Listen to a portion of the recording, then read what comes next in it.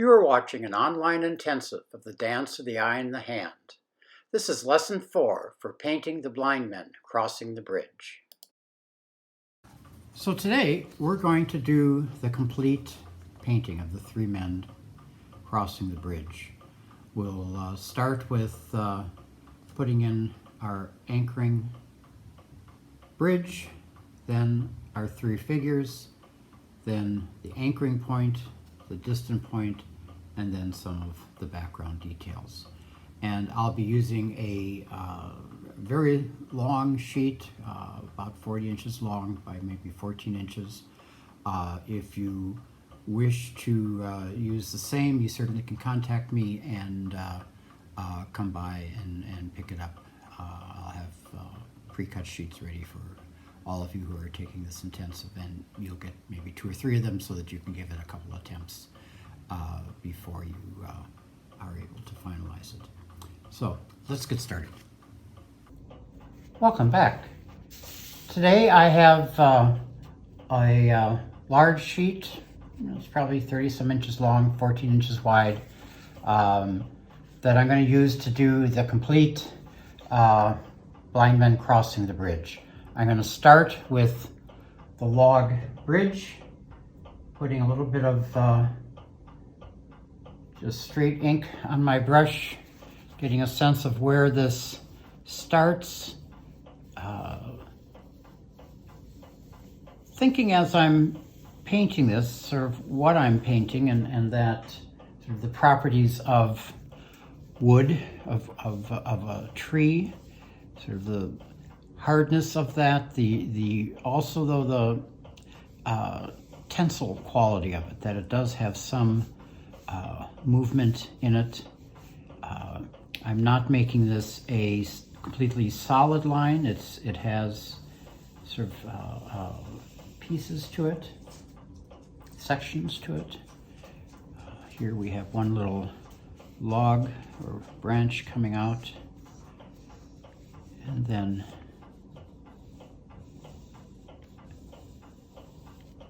continuing along here.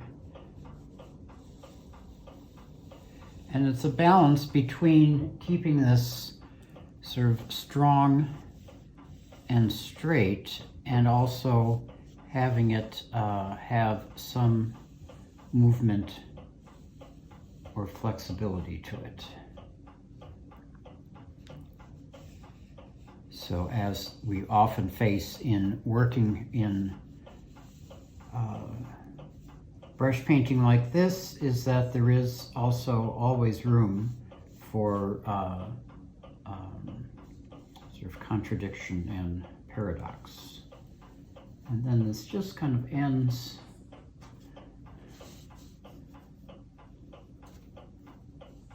abruptly, which adds to the tension of the piece. So there's my complete log. And just make a couple of corrections here, and we'll leave it at that. So then I will start with my first blind man, and you can choose to do this in gray. I think maybe I will do it in a little washed out black, not quite, I don't want it too gray. But we'll start here with our first person, starting again with the head, and then with a sleeve,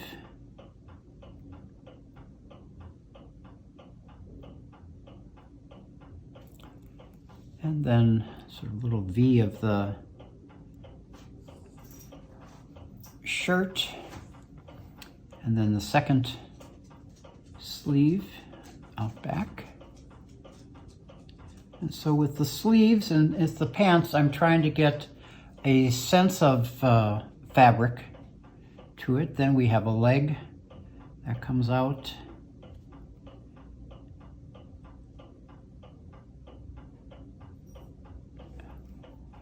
And a second leg coming out here, coming down. Both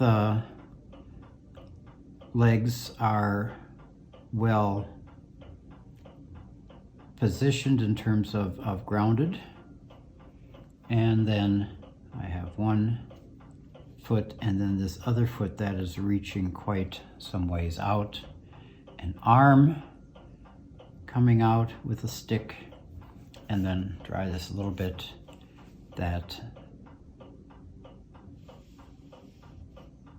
stick that is guiding this person. And then finally, and not to be missed, are the pair of shoes that are most likely tucked into the person's belt. So that is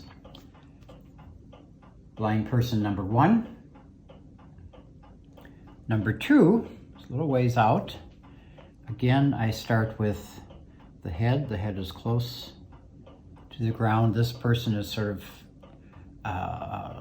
almost folded in half. We'll start with one of the sleeves, then the back, his shirt or blouse, other sleeve coming up. And again, I want a softness in these strokes to depict the sense of fabric. Then we have one leg coming down and hind end and second leg coming out. And then we add one hand, second hand, and this person is on their tip toes. So we make a nice angle there to get that sense of heel, and then finally add the stick that is coming up above him to balance his walk. Then our last person is on their hands and knees, head quite close to the ground, arm almost touching the ground. And again, a softness in that line.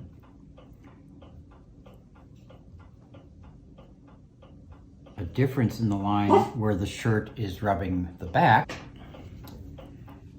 And then we complete the back of his shirt and sleeve, his belt. Then we have one knee to the ground, and then second leg almost fully extended behind.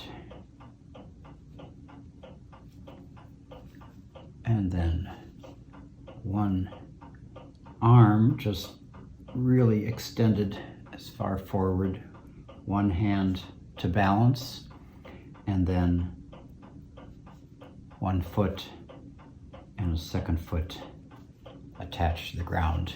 Coming out as a counterbalance is his stick with his pair of shoes hanging from the edge. So there we have our three blind men finding their way. Now we'll add the anchoring rock. Let's see if we can get this lighter.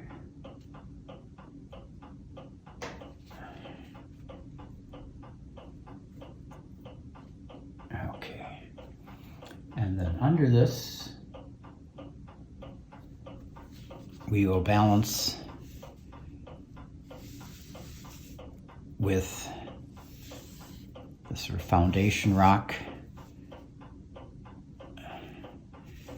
And again, you can do this. I'm using just a regular landscape brush, you could also do it with a larger brush if you have it, and that would give you some little more stroke power, which would add another element of fun and challenge to it.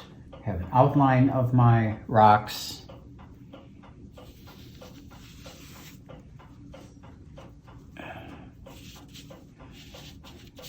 And want to do this not fast, but with some efficiency, so I don't get too many seam lines in this, blending some of this. So I have a little bit of texture, but I want it to really anchor the piece and hold this firmly. Then at the other end, I will do the distant. Just pull this down just a little bit. So some flying white to get a broken edge, and then adding a more solid line to it.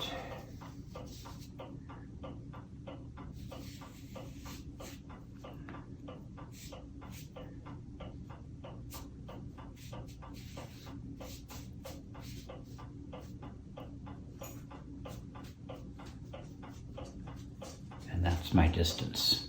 Then the last details are adding what some sources describe as pine trees.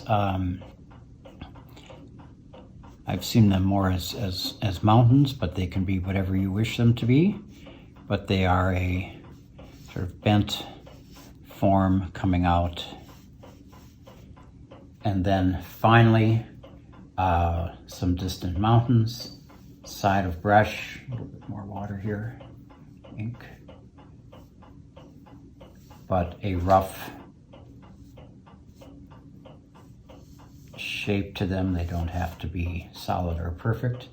And then you could add your date and name, and we would have a complete piece. So let's do that. I'll get back to my ink. So we have 2021 is our year, and it is currently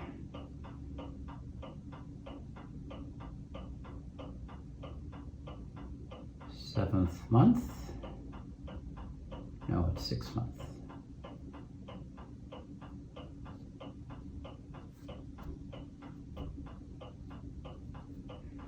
And then name.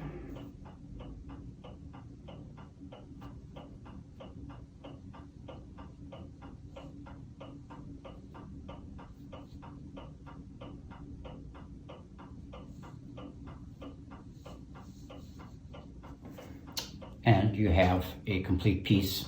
3 men, 3 blind men crossing the bridge, suitable for meditation or sharing or just decorating a wall. So let's give it a try. Before you go, please note there's a PDF on the website for each lesson containing the models for each lesson and supplementary material for each lesson. You have been watching Distance Learning from Laughing Waters Studio.